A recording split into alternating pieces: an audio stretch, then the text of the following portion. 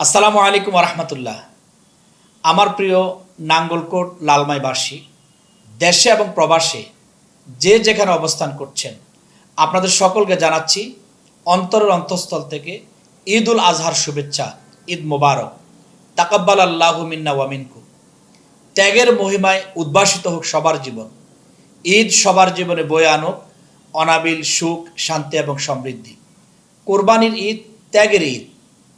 এই কোরবানিতে আমরা বনের পশু নয়, মনের পশুকে কোরবানি দেওয়ার মাধ্যমে আত্মশুদ্ধি অর্জন করি।